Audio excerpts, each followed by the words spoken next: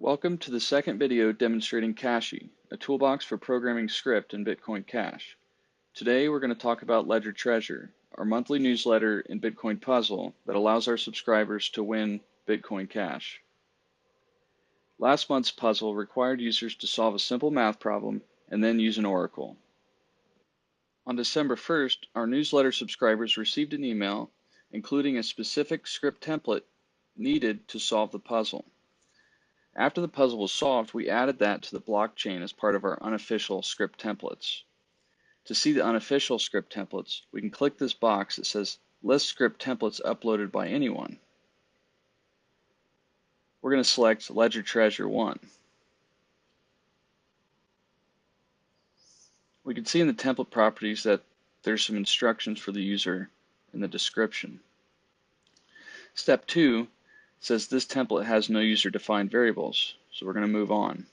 Step 3 says set locking script values, and then there's several fields that it looks like we need to fill in, but this is basically the locking script that will be interpreted. So let's go ahead and try to fill some of these values in. Half a dozen, I think that's 6. Well, it gives us some validation. It says please input hexadecimal string of 1 byte's length. So if it's hex, it probably needs to be 2 characters. Okay, it took that. The next says a fictional character of the Netflix science fiction horror series Stranger Things. I think that's 11. So I'm going to type in hex 11 is 0b.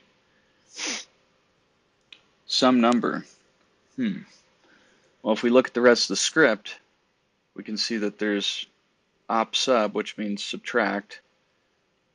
Op add, that's an addition operation.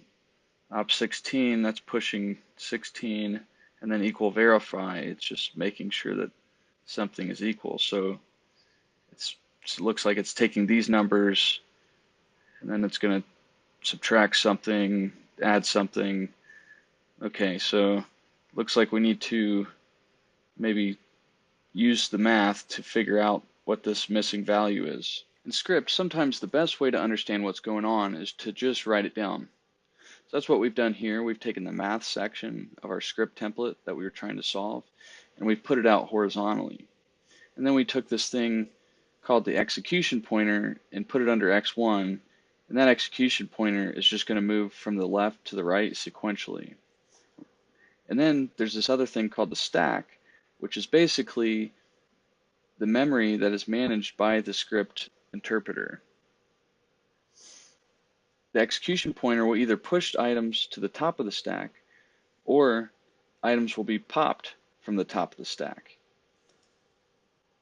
So right now we have x1, x2, and x3, which represent the 3 fields that we were entering in. We knew x1 was 6 and x2 were 11, but we didn't know x3. So let's just run through the script and see how it's supposed to work. So x1 is just data, so it gets pushed to the top of the stack. x2 and then x3 also get pushed to the top of the stack. Op sub takes the top 2 items on top of the stack and subtracts them, and then it pushes the result of that operation to the top of the stack. Op add takes the top 2 items that were on the top of the stack, or that are on the top of the stack, and adds them, and then it pushes the result onto the top of the stack. Op 16 just pushes the number 16 onto the top of the stack. Op equal verify just checks the equality of the top 2 items on the stack. So what we have is x1 plus x2 minus x3 equals 16. We need to make the 2 sides of the equation equal. So we already knew x1 and x2, so we can replace those values with 6 and 11. And then we can rearrange for x3 and figure out that x3 is equal to 1. It's also worth mentioning that after the execution pointer finishes op equal verify, the top of the stack is left clean. This is because op equal verify was used and not just the opcode op equal, which would have left a 1 on top of the stack representing true. So now we think we've solved what some number is, which was x3 in our math example. And we found that to be equal to 1, which is 0, 1 in hexadecimal. So that math took us all the way up to op equal verify. After that, there's an Oracle public key. And it says, use the Oracle tab to get the ledger treasure Oracle public key. After that, there's op check data sig, which is one of the new Bitcoin Cash opcodes. So we're going to head over to the Oracles tab, go to the Simple Ledger Oracle server, and select the subscriber Oracle service.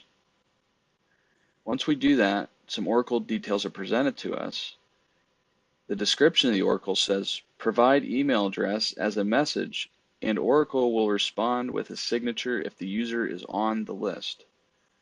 Interesting. Okay, so we were looking for a pub key, and there's a property here called pub key.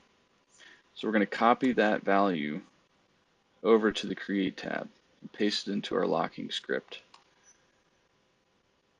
So now we need to pay for 10 minutes of calculator time.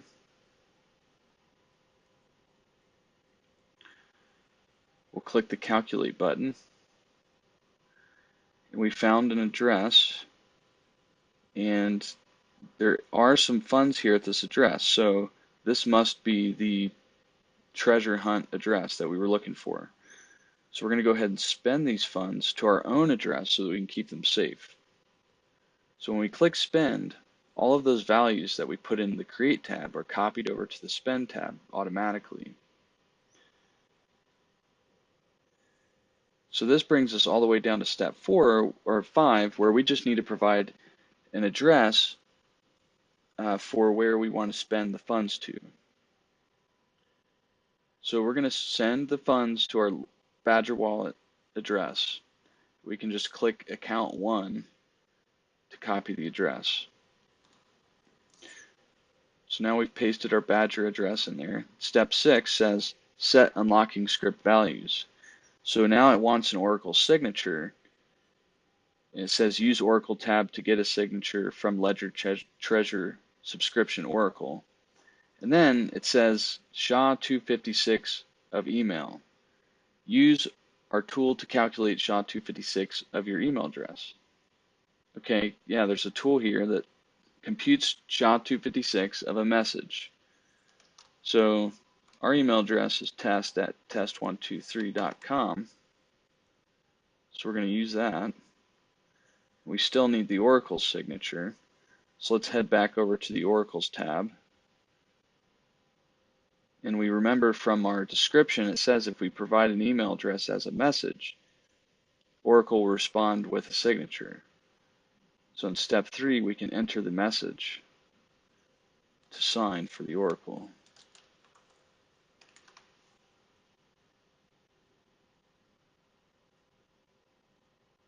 Okay, so the Oracle responded with a signature, so now we're just going to copy that signature over to the Spend tab. We're going to go ahead and try to spend this to our own address, and it was successful. Now that we solved the puzzle, let's take a quick look at the big picture script that we executed. For any Bitcoin transaction, there is an unlocking script and a locking script. The gray dotted line here shows the delineation between the two. As we saw earlier, the execution pointer starts on the left.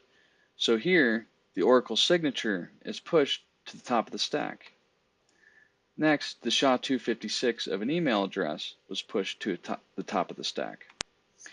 Next, we executed a chunk of code that represented a math problem, and we presented that earlier. If you remember, the result of that code execution was a clean stack, so it doesn't contribute anything to the big picture script that we're looking at here. Next, there was an Oracle public key that we had in our locking script, and it gets pushed to the top of the stack. Next, the new opcode for Bitcoin Cash called opCheckDataSig is executed. It pops a public key, a message, and a signature. If the signature is valid, true, or 1, is pushed to the top of the stack. And now the funds can be unlocked. Thanks for watching this video, and we encourage you to go to our website and sign up for the next Ledger Treasure puzzle.